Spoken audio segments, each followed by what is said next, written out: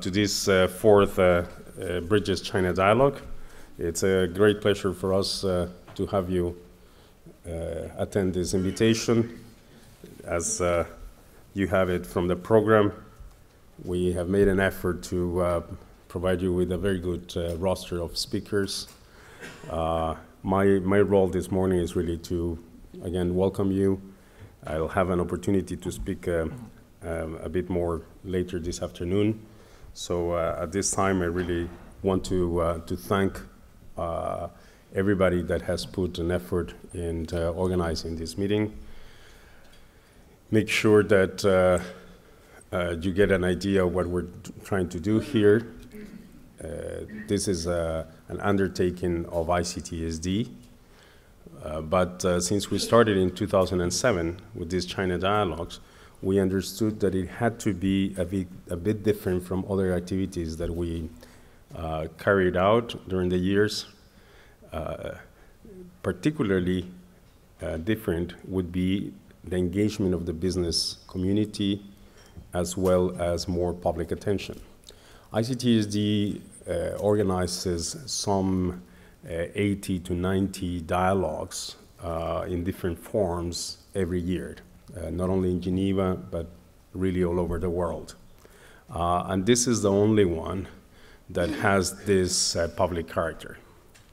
So for that reason, as well as for other more operational reasons, this China Dialogue is an initiative that is really organized and managed by a subsidiary of ICTSD called Bridges Publications. And this is its flagship activity. So ICTSD provides the intellectual and the brain trust, if you like, that goes behind the organization. We do it every year in consultation with many partners that we have around the world again, but in this case, particularly in China. We also consult people in other places. We have been privileged to work in the past and this year with leading institutions in China, the government as well, but also think tanks and universities. At this time, I'd like to recognize the presence of Ambassador He, the ambassador of China to the UN and other organizations here in Geneva. I'd like to also welcome Fang Shuangmeng from the Economic and Commercial Council of the Embassy of China in Bern to Switzerland, sorry, as well as Mr. Joseph Müller, who's again with us this year, and we're very glad to have him. And he's the president of the Swiss Chinese Chamber of Commerce, the Geneva chapter, as well as Stefan Grauer, a delegate of the Economic Development Office of Geneva, who is incredibly active on Chinese-Swiss relations. They all have been very supportive of what we do here, and again, we're grateful for the presence as well. Very briefly on the topic, and again, I'll talk more about it this afternoon when we have the presence of Vice Minister Jiang Shan. We thought that this year, given the emphasis that is provided to the question of China's investment abroad in the new 5-year plan, we would focus on China going global, what we call China Inc., and particularly the sustainability of that proposition.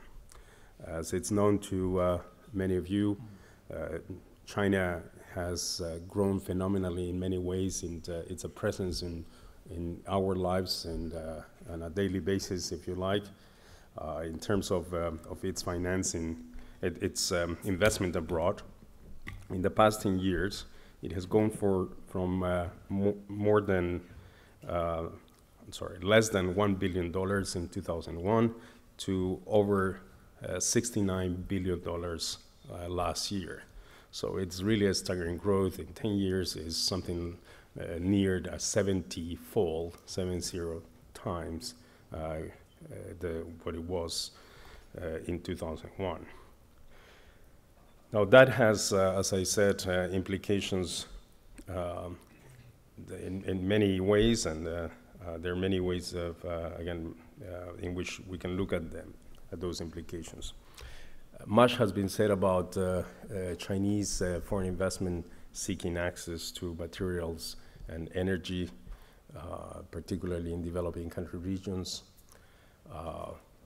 That may have been a characteristic of the early years of that growth, but that growth is much more complex, and it also involves many other strategic objectives. It contributes in a very positive way to economic development and the development of enterprises, infrastructure, and obviously trade links. And there are obviously the concerns that it brings about when it is massive and it arrives in places that are starving for capital, particularly with respect to sustainable development matters. So all that we want to explore during these 2 days. We want to explore the role of that foreign direct investment of China in the current crisis, particularly looking forward. Being in Europe, we're focusing the day tomorrow on the situation in Europe, and then again the prospects of Chinese investment and engagement with the business, with the European economy and the business sector. From a perspective of global governance, China has gone out in the past 10 years now as a full member of the WTO. It has very rapidly also climbed up the ranks of the trading powers, and it's the number 2nd now in terms of trade at the global level. We run a fascinating dialogue about 2 months ago with a number of scholars and delegates from various countries on the significance of the 10-year engagement of China in the WTO system and all its implications, which go beyond participating in the business of the WTO organization itself. What it means for China internally, but also what it means outside. From a larger perspective of global governance, the question obviously is the role of China in that global economic governance, and now again backed up as it is by its participation in trade and its participation through foreign direct investment. What we would be talking about these 2 days includes also the characteristics of this new generation of international investors, which the Chinese are a lead part. What are their motivations? What are the values that they bring to markets? How are they different from investors in the past? So the purpose of the dialogue really here is twofold: is to provide a platform where Chinese stakeholders are engaged in a conversation with an international community made up, as I said, of an important segment from the business sector, but also obviously from the international community here in Geneva, including delegates to the WTO and other UN organizations. And then to try to bring into the discussion the question of sustainability, which is obviously very much at the core of ICTSD. I'll leave it for the moment here as sort of introductory remarks, and just welcoming you all again to this dialogue. I'll turn the floor rather to Ambassador He for more substantive remarks, and to my other colleagues in the panel before we get going with the first session. So thank you all, and again, delighted to have you with us.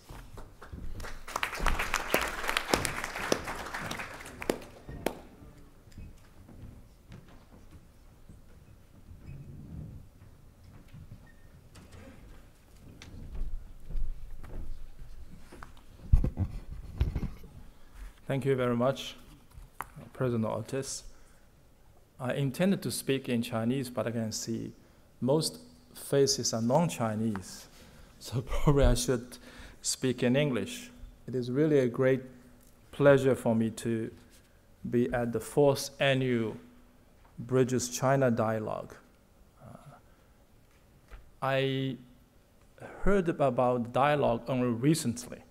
I was talking to President Orders that probably we need more media attention for this dialogue because it's really importance lies in the fact that this is a bridge, a very important bridge of communication, understanding between China and Switzerland and Europe, for that matter. The international community, we are still in the shadows of the international financial crisis that started in 2008.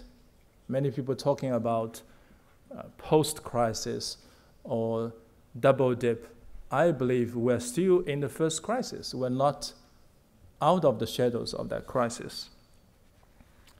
The uncertainty and unpredictability of the global economic recovery is very much evident, as International Monetary Fund has indicated lately that there are 4 major risks we face today. Number 1 being sovereign debt crisis, which we see in the media every day. Secondly, the fragility of the international financial system. Third, ever weakening global economic recovery. Lastly, but not least, is high unemployment. These are the global challenges we face, not national challenges, global challenges. I think the answer we are seeking can be found in 3 C's. One is confidence. There is not much confidence there, either people in the government or in the system as such. We need to restore confidence. As Chinese leaders have pointed out repeatedly, this crisis is a global challenge. To overcome this crisis, we need confidence, cooperation, and responsibilities. I remember an American educationist for the disabled, Mrs. Helen Keller, once said, "Confidence is the master of fate." So the crisis we face is, first of all, a crisis of confidence. Second C, I would say, is courage. Compared with what we had in 2009, the financial or physical and monetary policy space has shrunk. Not too much choices there. So it will be very difficult for major economies to propose new round of stimulus. There are some measures, but on a grand scale, it's very difficult. Even more difficult is the fact that we are now seeing more and more structural and long-term difficulties that is very much in our economic structure. So the governments of major economies need to have a long-term view of our economic growth. We need political courage to make tough and long-term political economic decisions. I remember what we did courageously in China in the late 70s, when we were pushed to the brink of precipitous of economic collapse and the collapse of the whole society. And then one of the key Chinese leaders, Mr. Deng, came out, proposed bold measures of reform. It saved China from collapsing. So we need reforms now in Europe, in other countries. to transform the economic growth pattern, to overcome the structural problems we have in our system. Only in that way can we be out of the shadows of these intimidating difficulties. Third C is cooperation. If we recall, when we recall the most difficult times in 2008, 2009, the international community, through the platform of G20, got united as one in tackling, rolling back the financial crisis. This being in the same boat, the spirit of being in the same boat, rowing in the same direction, saved us. We need that spirit again. We are in the same boat. There is no such thing as we will do it alone. Europe cannot do alone. China cannot do alone. We need to overcome the crisis together because we are all in this together. The major economies, the advanced economies, need to take responsible fiscal and monetary policies with a view to promote growth, promote employment. We need to control the debt crisis and maintain or boost the confidence of investors from all over the world. We need to, all of us need to support the G20 in strengthening its macroeconomic coordination, that role of strengthening macroeconomic policy coordination. Ricardo just mentioned about China. In the last 10 years, China has been advancing real fast. We have taken a developmental path of peaceful rise. We grow peacefully because this is the only way we believe China can grow. And we have adopted a strategy of reform and opening up based on mutual beneficiality, mutual benefit, and win-win approach.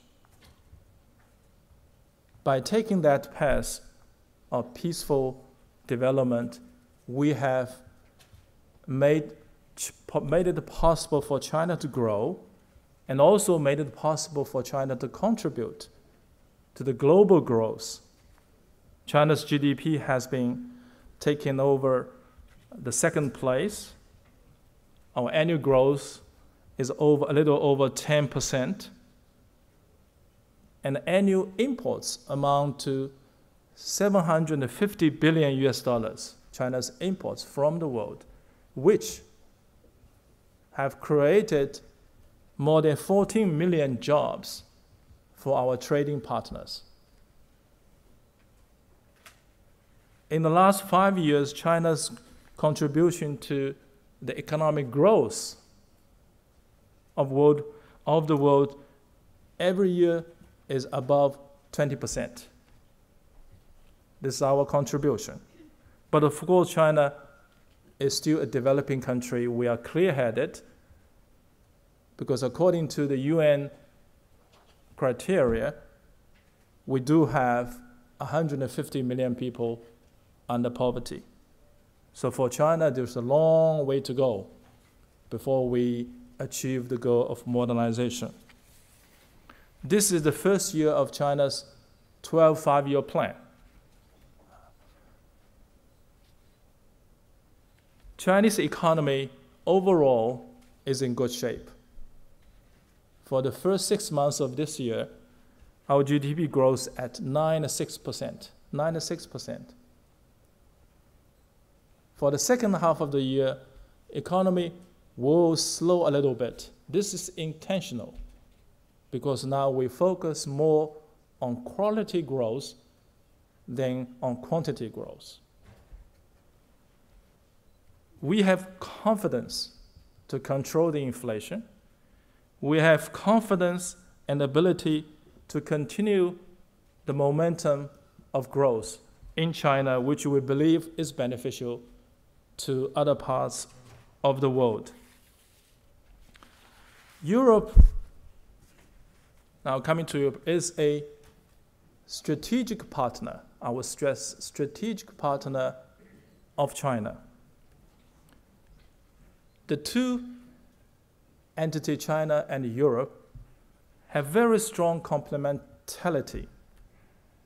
A few days ago, the top diplomat of China, State Councilor Dai, was in France, and he emphasized that the cooperation, ever-increasing cooperation between China and Europe is conducive to raising the economic strength of both. Is conducive also to promote diversification of culture and lifestyle in the world, and conducive to the maintenance of peace and stability in the world. So we have every reason to do our utmost to promote cooperation between China and Europe. We, of course, are concerned about the difficulties you face in Europe. Of course, we are concerned about the debt crisis you have in Europe because we have a stake here. We do have some bonds of European countries. We do have investment in Europe, which will continue. So our worry is more on the side that we want you to grow. We want you to overcome your difficulties so that we can grow together. Europe has been an important continent for Chinese companies to go global. And we have a strategy to promote the going global of Chinese companies. For 2010, China's direct investment in Europe has increased over 100% compared with previous year. It covers all 27 countries in the European Union. The investment of China in Europe constitutes 42.1% of our investment in the advanced economies. I want to emphasize that the investment of Chinese companies that are done in Europe not only is investment as such, it is a vote of confidence. It is a vote of support to Europe, to European economy, and to the integration of Europe. So we do wish that the cooperation in various fields between China and Europe will continue to profit both of us. And I wish this dialogue a great success. Thank you very much.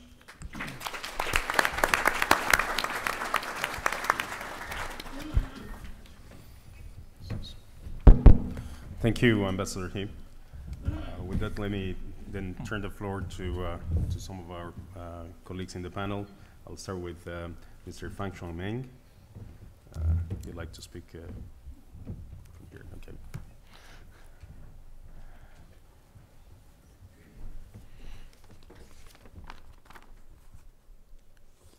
Dear Mr. President, 尊敬的何亚飞大使, sehr geehrter Herrn Grabe, lieber Herr Müller, good morning. So first I want to say that my English is not so good like Mr. He Yafei, Mr. Ambassador. My first foreign language is German, it's Deutsch. So I'd like to, it's easier also for me to make my speech just in Chinese. I'd like to ask the interpreters to translate for me. So, 首先，请允许我代表中国驻瑞士大使馆，代表吴肯大使对 ICTSD 论坛的召开表示祝贺，对各位嘉宾对中国企业走出去和可持续发展的关注表示感谢。众所周知，1980年，瑞士迅达集团以非凡的勇气和战略的视野，在华建立了改革开放以后中国的第一家中外合资企业。从那以后，来自世界各地的投资者纷纷前往中国投资创业，为中国经济的持续快速发展做出了积极的贡献。同时，他们也成为中国经济增长的受益者，获得了丰厚的回报。随着中国经济实力的增长，越来越多的中国企业也开始前往世界各地投资办厂，开展互利合作，开拓国际市场。中外投资合作已经不再是单行道。但是，我们也发现，中国企业对外投资合作仍然缺乏经验，也面临着各种各样的挑战。因此，在这里，我们也要特别感谢国际贸易和可持续发展中心 ICTSD， 感谢 Mr. Melendez 发起这次日内瓦高层中国论坛，给我们提供了一个交流、研究和学习的平台。女士们、先生们，今天下午，中国商务部主管对外投资合作的陈建副部长将会向大家详细的介绍“十二五”期间中国实施走出去战略的举措，并且将会与大家共同探讨对外投资现状和面临的问题与挑战。刚才何亚飞大使也做了比较详尽的阐述，相信陈建副部长和何亚飞大使的报告将有助于各位加强对中国对外投资合作现状的了解。瑞士是最早承认中国的西方国家之一，也是中国在欧洲重要的经贸合作伙伴。在瑞士企业不断扩大对华投资合作的同时，像迅达集团、ABB、Novartis， 包括Müller 先生当年在 Nestle 曾经在华做了很多的投资合作。现在越来越多的中国企业，像中国石化、中国银行、华为、中兴、正威国际等企业，也相继来到瑞士开展投资合作。Liebengrave 日内瓦就是中国企业青睐的投资乐土之一。中国政府鼓励企业积极开展对外投资合作。我们相信，如果瑞士有关部门能够提供签证、劳动许可等等方面的更多便利，那么将会有更多的中国企业来到瑞士，落户日内瓦等地区。目前，中国跟瑞士两国正在就建立 FTA Free Trade Agreement 开展谈判。投资贸易呢是自贸协议的重要组成部分。FTA 的建立呢，将为包括投资在内的双边经贸合作提供更为宽松的环境和框架。我们也希望两国企业能够抓住机遇，进一步扩大和深化两国的互利双赢经贸合作。最后，请允我预祝 ICTSD 论坛取得圆满成功。谢谢大家。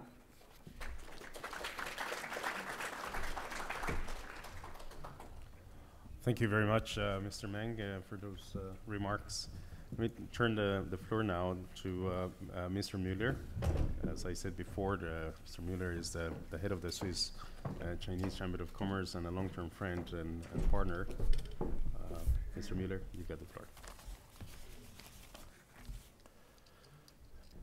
Excellencies, distinguished audience, ladies and gentlemen, on behalf of the Swiss Chinese Chamber of Commerce, I would like to thank the organizers for having invited our chamber to be one of their sponsors. We are very pleased to be part of this important event and look forward to the British-China dialogue. Also, I would like to commend the organizers, Mr. Ricardo Melendez-Ortiz and his team, ICTSD, for having been able to mobilize such an impressive audience and such distinguished speakers as listed in the program. About some 30 years ago, our chamber was founded with the aim to help bridge and connect the business community sharing a deep interest in doing business between China and Switzerland. This pioneering step was encouraged by the fact that Switzerland, as we just heard before, was one of the first countries to reach out to the newly created People's Republic of China, and that was 60 years ago. Being globally connected, especially in today's turbulent, complex, and challenging world, surely helps achieve sustainability in the long term. As China is regaining her well-deserved position in the world, China is now also reaching out more and more to the rest of the world.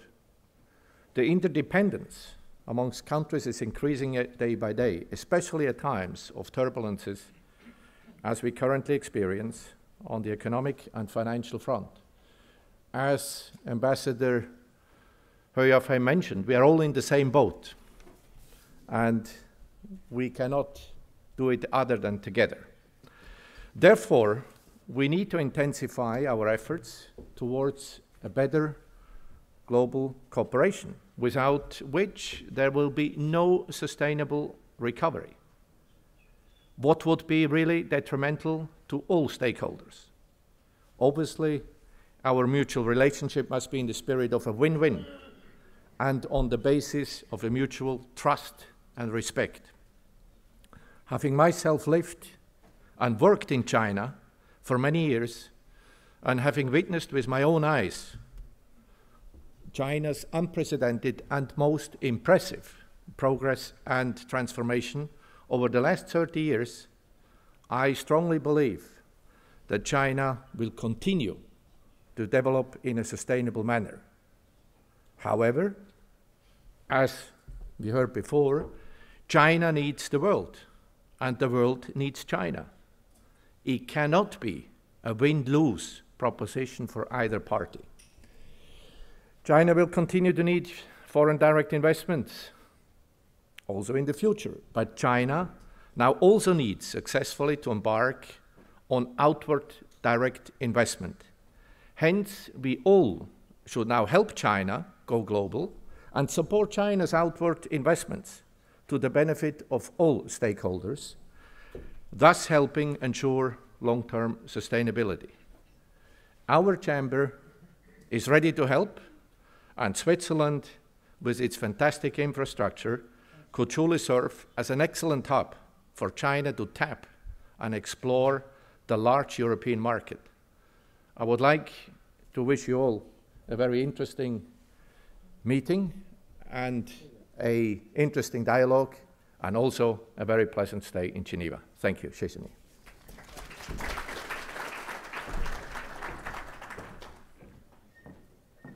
Thank you, Mr. Müller, for those words. I'll turn now to Stefan Graber. And as I said before, Stefan is with the government of Geneva, the delegate that is in charge of promoting relations with China. You got the floor, Stefan. Thank you. Dear Ambassador He, dear Mr. Meng, dear Mr. Melendez-Ortiz, dear delegates of the Chinese Ministry of Commerce, Chinese international organizations and companies, and dear friends from the Swiss and Genevan business community. It's a great honor for me today, in the name of the Republic and State of Geneva, the Department of Regional Affairs, Economy and Health, and the Economic Development Office, to wish you all a very warm welcome to this 4th Bridges China Dialogue 2011. I would like to address my special gratitude to the work done by ICTSD in bridging China and Europe and choosing Geneva as a dialogue platform to better understand the economic challenges and opportunities of Chinese economic expansion. In less than a decade, China could be the world's largest economy. China's outward march will certainly result in a huge shift in balance of power of the world economy, but this march is also a great opportunity for the European economy that should not be feared from that. Today, Chinese firms owned just 6% of global investment in international business. In comparison, UK and US represented about 50% at their peak in the 20s and 70s. Most of Chinese firms are today only just finding their feet abroad. As it was recently highlighted by The Economist on an article on Chinese firms' expansion overseas, Chinese firms can bring new energy and capital to stagnating Europe companies. But in return, we also have to adapt and hiring local managers, investing in local research and development activities, and addressing local economic issues. Therefore, today's conference is a very important cornerstone to better understand each other and facilitate the development of win-win business relations, as it was underlined by Ambassador He, between European and Chinese companies. I'm pleased that Geneva, which has developed strong business relationships with China over the last 5 years, can serve as a window and an entrance door to Europe for Chinese companies. We are proud to serve as a business-efficient base for the European headquarters of well-known Chinese groups, as we have done it for many years for US corporates. I would like also to ensure to Mr. Meng that we will continue to support Chinese companies and offering the best business environment in order to help them to develop their business abroad and in Europe. I would like to finish by wishing that the forthcoming China Bridges Dialogue will reinforce the collaboration between Chinese and European companies, and I formulate my best wishes for a successful meeting. Chu Da Hui, Yuan Man, Chong Gong. Thank you for your attention. Thank you very much, Stefan Gard, for those very kind words. What I'd like to do now is invite our keynote speaker for the morning to the podium. We'll start here to listen to you, and that's Mr. Shonhee Diao. Mr. Diao is chairman of China International Contractors Association, who has come to the dialogue with a very impressive delegation of Chinese businessmen. He is a veteran of the Ministry of Commerce, specifically the Department of Foreign Economic Cooperation in the ministry, and has since 1999 been with the China International Contractors Association as vice chairman since 2003, and since 2007 as chairman. He will speak to us about CINCA, the association, and I'd like again to thank him for attending our invitation and for being with us. Mr. Diao, you have the floor.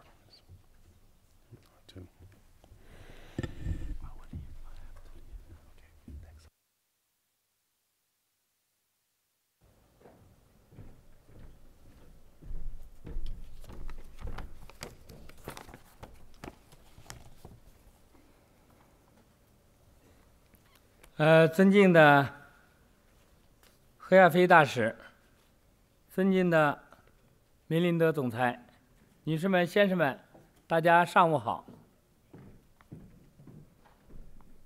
非常高兴能有机会来到美丽的日内瓦，出席日内瓦高层中国论坛2011年峰会，与来自世界各国的业界人士共同探讨和交流中国企业走出去与可持续发展。在此，我仅代表中国对外承包工程商会以及我所率领的企业家代表团，对峰会的成功举办表示热烈的祝贺，向与会的各位嘉宾致以诚挚的问候。经过30年的发展，对外承包工程行业已经成为中国参与国际分工、推动服务贸易发展的重要方式。借今天这个机会，我想向大家介绍一下中国对外承包工程的发展概况，让大家对我们的行业有一个更加深入和全面的了解。随着中国对外开放的发展，自2000年以来，中国对外承包工程行业发展迅猛，业务规模大幅增长，国际竞争力显著提高，取得了令人瞩目的成就。主要有这么几个特点：一、行业总规模持续增长。在经历了稳步积累和快速增长的时期之后，中国对外承包工程进入了全新的发展阶段。据中国商务部统计，截止2011年7月，中国具有对外承包工程资质的企业有2000多家，累计完成营业额4870亿美元，签订合同额7750亿美元。近10年来，中国对外承包工程业务完成营业额的年平均增长率达到了27.1%，新签合同额年平均增长率达到了27.6%，保持了高速增长的态势。二、市场范围不断扩大。中国对外承包工程从初期东南亚地区和国家扩展到目前180多个国家和地区，多元化的市场格局已经形成。亚洲和非洲一直是中国对外承包工程的主要市场，近年来对业绩的贡献率达到了80%左右，主要分布在伊朗、印度、沙特、尼日利亚等等这些国家。中国在欧洲和美洲的对外承包工程业务所占份额比例虽然不大，但已经成为不少大型对外承包工程企业下一步市场开拓的目标。第三，行业领域不断拓展。80年代初期，我们的业务领域比较单一，主要集中在房建施工上。经过30年的发展，现在中国对外承包工程的业务范围，除了房屋建筑、道路交通等领域之外，已经发展到了石油化工、工业生产、电力工程、矿山建设、电子通信、环境保护、航空航天、核能和平利用以及工程咨询服务等诸多个领域。第四，项目承揽方式不断创新。在国际化经验日益丰富、承揽实力不断增强、企业实力进一步提升的情况下，中国企业对外承包工程的业务模式也在发生着变化。一方面，扩大 EPC 总承包的业务中的比例，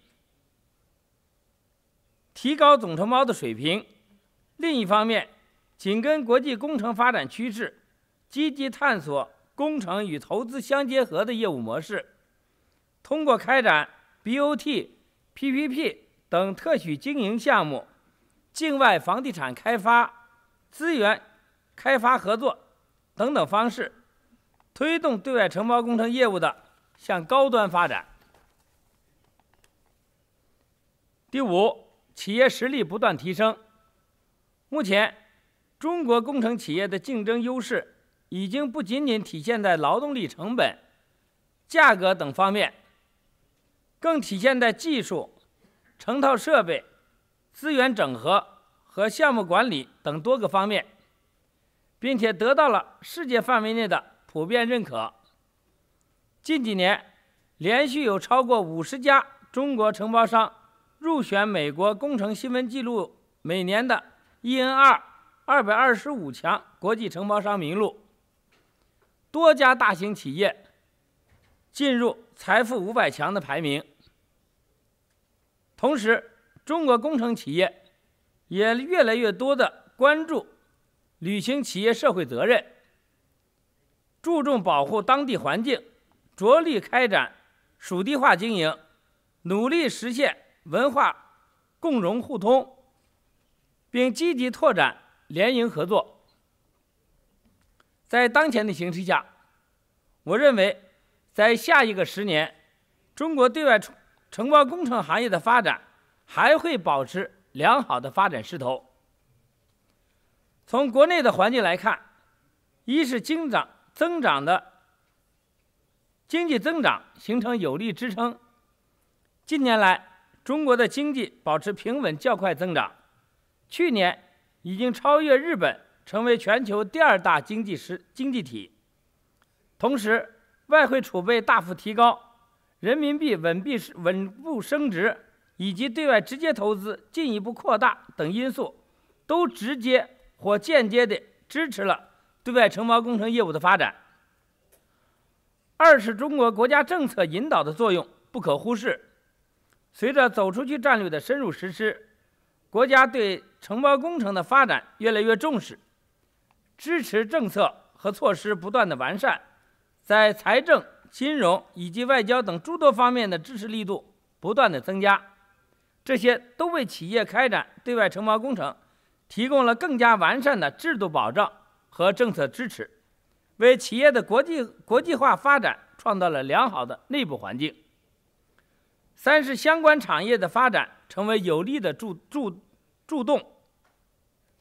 2010年，中国国内建筑业完成总产值95206亿元，同比增长了24%，再创历史新高，占国内生产总值的23.9%。国内的建筑业、建材业规模很大，钢铁、水泥等主要建筑材料均供大于求，市场的相对饱和为企业参与国际竞争提供了助推力。从国际市场来看，全球经济走向复苏，新兴市场国家的市场保持景气，资源型国家的财政状况随着石油价格的回升持续改善，基础设施投资继续高涨。此外，随着经济全球化和区域经济一体化进展深入发展，中国企业在国际工程领域的发展空间将更加广阔。各位来宾，中国对外承包工程商会作为中国对外承包工程、劳务合作、工程类投资及相关服务企业组成的全国性行业组织，自88年成立以来，积极的发挥提供诉求、提供服务、反映诉求、规范行为的职能，以推动和促进会员企业业务实力和全面提升，以及我国对外投资与经济合作事业的快速健康发展为重要使命。在当前形势下，中国对外承包工程商会将会更加注重为会员企业搭建平台，促进中国工程企业与世界各国同行的交流与合作，更加注重引导企业转变发展方式与业务优化升级，推动全行业的可持续发展。这一次，我率中国企业家代表团，都是我们中国最具实力的一些大型企业，有铁路建设、交通建设、房屋建设、电力建设以及机械设备制造企业的大老板。那么呢，我们这次也特别希望能够通过本次论坛得到更多的信息，开展更广泛的合作。最后，我诚挚的希望通过今天的会议，全球尤其是欧洲的同仁对走出去的中国企业能够有进一步的了解，在未来给予他们更多的关注和支持。谢谢大家。